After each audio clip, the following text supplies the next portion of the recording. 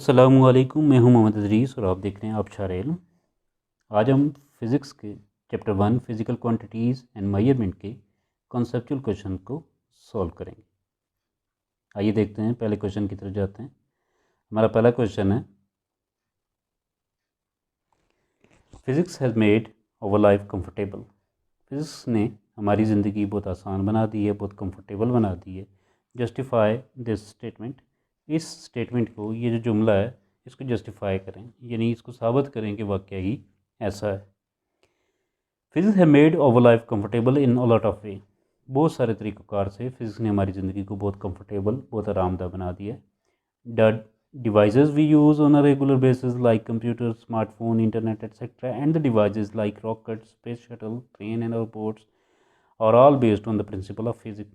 जितनी चीज़ें जो हम रोज़ाना बुनियाद पर यूज़ करते हैं और वो सारी चीज़ें जिनके बारे में हमने सुना हुआ है या जिनके बारे में हम जानते हैं कि वो चीज़ें मौजूद हमने डायरेक्टली देखी नहीं हुई या डायरेक्टली जिनसे हमारा वास्ता नहीं है, तो वो तमाम चीज़ें भी फ़िज़िक्स के ही असूलों के तहत बनी हैं।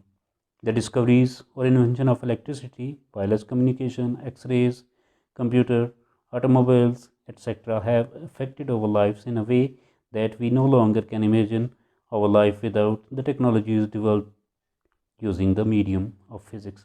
यानी जितनी चीज़ें भी हैं, जो बिजली है, वायरलेस कम्युनिकेशन, हम मोबाइल यूज़ करते हैं, एक्सरे है, कंप्यूटर हैं, ऑटोमोबाइल्स, गाड़ियाँ, ये जितनी चीज़ें भी हैं, इसके अलावा जो जितनी चीज़ें हमारे इर्द गिर्द मौजूद हैं, हमारे घर के तमाम अपडेट्स से लेकर हमारे ऑफिस, स्कूल की तमाम चीज़ें, ये जितनी तमाम चीज़ें हैं, ये सारी की सारी जो वजूद में आई हैं, ये फ़िज़िक्स के कहते हैं। मैं आपसे ये इंटरेक्ट कर रहा हूँ मोबाइल के थ्रू, कंप्यूटर के थ्रू, लैपटॉप के थ्रू, ये सारी चीज़ें फ़िज़िक्स के असूलों के तहत बनी हैं। हम आपस में रब्ता के ज़रिए जो भी हैं, ये तमाम के तमाम फ़िज़िक्स के असूलों के तहत बने। अगर ये ना होते तो हमारी ज़िंदगी इसके अलावा ऐसी मुमकिन ही नहीं था। इसीलिए ये वजूद में आए कि फ़िज़िक्स ने इन तमाम चीज़ों को हमारे लिए पॉसिबल बनाया। जब फिज़िक्स नहीं थी तो ये ऐसी कोई भी चीज़ वजूद में नहीं थी। नेक्स्ट क्वेश्चन है, what base quantities are involve in the drive physical quantities, force, pressure, power and charge. ये चार हमारे पास हमें क्वांटिटीज़ दी गई हैं, फोर्स, प्रेशर, पावर और चार्ज। तो इनमें हमें बताना है कि इनकी बेस क्वांटिटीज़ क्या है। देख लेते हैं। हमारे पास फोर्स है। फोर्स आप जानते हैं कि फोर्स यानी F is equal to M A होता है। एम ए मीन्स यानी फोर्स का जो यूनिट है वो न्यूटन है, और न्यूटन जो है इक्वल होता है किलोग्राम मीटर पर स्क्वायर सेकंड। किलोग्राम मास का यूनिट है, मीटर जो है वो लेंथ का है, और सेकंड जो है ये हमारे पास टाइम का यूनिट है। तो इसके अंदर जो बेस क्वांटिटीज़ हैं वो हमारे पास मास, लेंथ और टाइम है। प्रेशर जो है इसका पास्कल है, और पास्कल बराबर होता है किलोग्राम पर मीटर पर स्क्वायर सेकंड।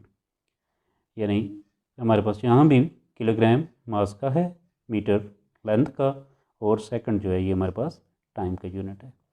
पावर के अंदर पावर हमारा जूल होता है। जूल जो है वो है किलोग्राम मीटर स्क्वायर पर सेकंड स्क्वायर। तो यहाँ पे भी वही तीन क्वांटिटीज़ है हमारे पास, मास, लेंथ, टाइम, यही तीन यहाँ पे आएंगी। हमारे पास नेक्स्ट है चार्ज। चार्ज जो है ये कॉलम होता है, और ये एम्पेयर सेकंड के बराबर है, और एम्पेयर करंट का यूनिट है, और सेकंड आप जानते हैं करंट का यूनिट है। नेक्स्ट क्वेश्चन हमारा है, देख लेते हैं। Show that prefixes micro is 1000 time greater than the prefix nano. Nano से 1000 गुना बड़ा है प्रीफिक्स माइक्रो। देख लेते हैं हम।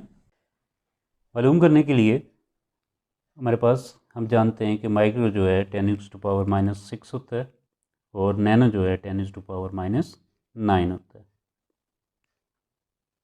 अगर हम माइक्रो को नैनो में चेंज करेंगे तो हमें इसमें 3 माइनस का ऐड करना होगा, लेकिन मैथ हमें ये कहता है अगर एक चीज़ हम माइनस कर रहे हैं तो वो चीज़ हमें प्लस भी करनी है, अगर मल्टीप्लाई कर रहे हैं तो वही चीज़ हमें डिवाइड भी करनी है। तो ये हम पावर इसकी -3 ऐड कर रहे हैं, तो +3 भी पावर हमें यहाँ पे ऐड करनी होगी इसके साथ। तो हमने माइक्रो में -3 ऐड किया तो हमारे पास 10⁻⁻9 हो गया। तो -9 जो है ये नैनो के इक्वल है, और 10⁻3 जो बच गया यानी 1000 हमारे पास बच गया। यानी माइक्रो जो है वो 1000 गुना ज़्यादा है नैनो से। तो नैनो आ गया हमारे पास। नेक्स्ट क्वेश्चन हमारा, screw gauge can give more precise reading length than vernier caliper, briefly explain. जो स्क्रू गॉज है हमें ज़्यादा बेहतर रीडिंग देता है या एक्यूरेट रीडिंग देता है वर्नियर कैलिपर के मुकाबले में। इसकी वजाहत करनी है। कोई भी इंस्ट्रूमेंट, कोई भी आला जो एक ही तरह की रीडिंग कर रहा है, उसमें हमारे पास जो बेहतर रिज़ल्ट होगा या जो बेहतर रीडिंग हमें फ्राहम करेगा वो आला फ्राहम कर सकता है जो हमारे पास जिसका लीस्ट काउंट कम होगा, यानी जिसकी जो कम से कम रीडिंग होगी वो छोटी होगी। यानी अगर हम देखें 1 किलोमीटर में दे रहा है और 1 मीटर में दे रहा है तो मीटर वाला हमें बेहतर रहेगा। इसी तरह 1 मीटर में दे रहा है, सेंटीमीटर में दे रहा है तो सेंटीमीटर वाला बेहतर होगा मीटर के मुकाबले। इसी तरह 1 मिलीमीटर में दे रहा है, 1 सेंटीमीटर में दे रहा है तो मिलीमीटर वाला ज़्यादा बेहतर होगा सेंटीमीटर के मुकाबले में। तो यहाँ पे भी जो आला हमारे स्क्रू गॉज या वर्नियर कैलिपर में जिस आले का लीस्ट काउंट कम होगा वो हमें बेहतर रीडिंग देगा, जिसका लीस्ट काउंट कम नहीं होगा वो बेहतर रीडिंग नहीं दे सकतेगा।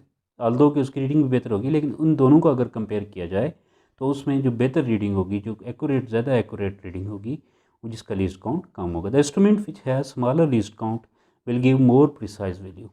ऐसा इंस्ट्रूमेंट जिसके लीस्ट काउंट जो है वो कम होगा वो ज़्यादा वैल्यू बेहतर देगा, ज़्यादा प्रिसाइज वैल्यू देगा। The least count of screw gauge 0.01 millimetre is less than the least count of the vernier caliper 0.1 millimetre. जो लीस्ट काउंट है वर्नियर कैलिपर का 0.1 है और स्क्रू गॉज का 0.01 है, यानी स्क्रू गॉज का जो लीस्ट काउंट है वो ज़्यादा कम है वर्नियर कैलिपर के मुकाबले। तो screw gauge can give more precise length than vernier caliper. तो स्क्रू गॉज हमें बेहतर रीडिंग फ्राहम करने का वर्नियर कैलिपर के मुकाबले। नेक्स्ट क्वेश्चन हम देख लेते हैं, differentiate between mechanical stop watch and digital stop watch. देख लेते हैं मैकेनिकल स्टॉप वॉच और डिजिटल स्टॉप। सबसे पहला जो डिफरेंस है, mechanical stop watch has only one knob at the top of it which is use to start, stop and reset the stop watch. यानी इसकी एक ही चाबी होती है, एक ही नॉब होती है जिससे इसको स्टार्ट भी किया जा सकता है, स्टॉप भी किया जा सकता है और इसे रीसेट भी किया जाता है। जबकि digital stop watch has 2 button, इसके 2 बटन होते हैं, one for start stop and the other one for reset the stop watch.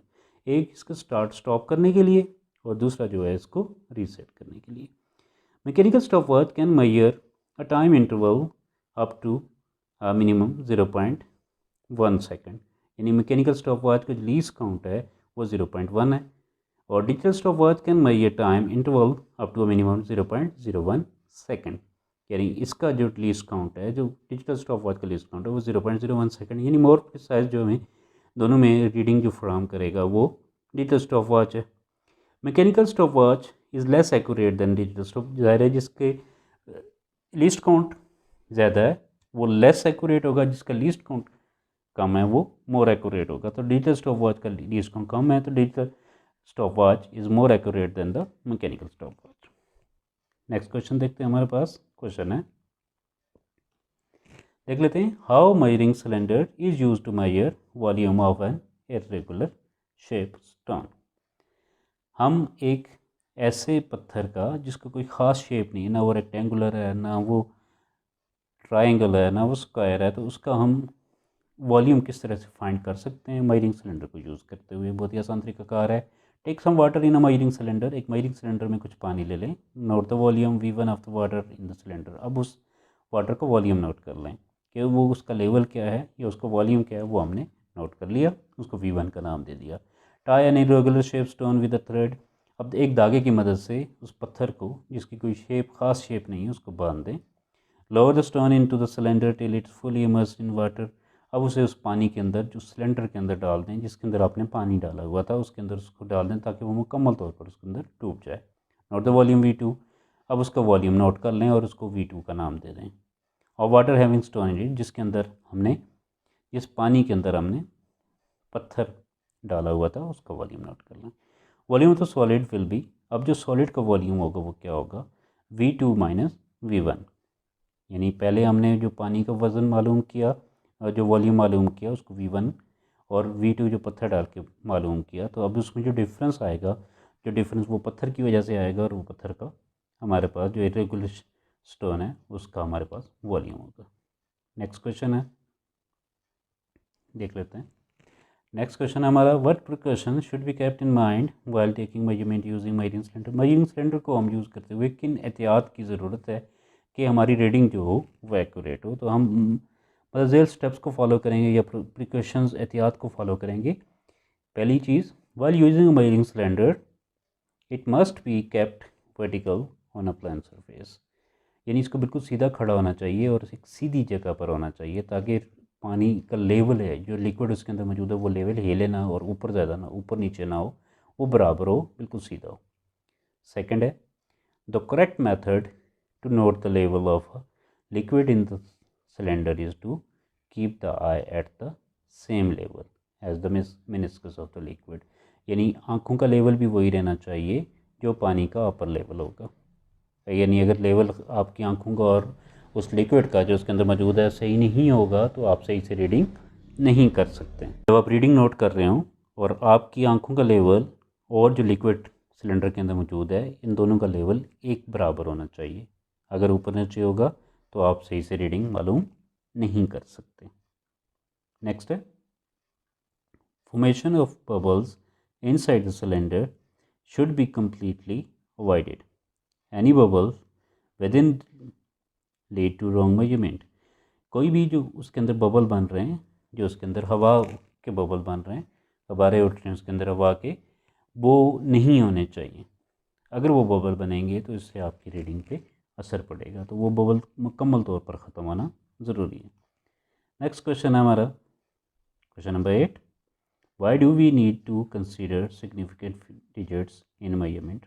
हम सिग्निफिकेंट फिगर्स को मेजरमेंट में क्यों लेते हैं, या क्या वजह होती है कि हम सिग्निफिकेंट फिगर्स को लेते हैं। Significant figure tell us what amount of uncertainty we have in a reported value, यानी एक जो वैल्यू हमें रिपोर्ट की गई है उसमें कितनी गैर यकीनी सूरत हाल है, ये सिग्निफिकेंट फिगर हमें बताती है।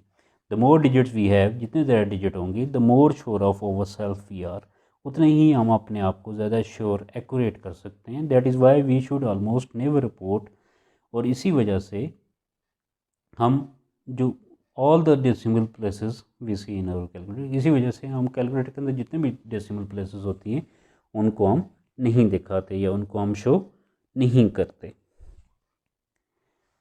उम्मीद है कि आपको आज का सबक समझ आया होगा। अपना बहुत सा ख्याल रखिएगा। अल्लाह हाफिज़।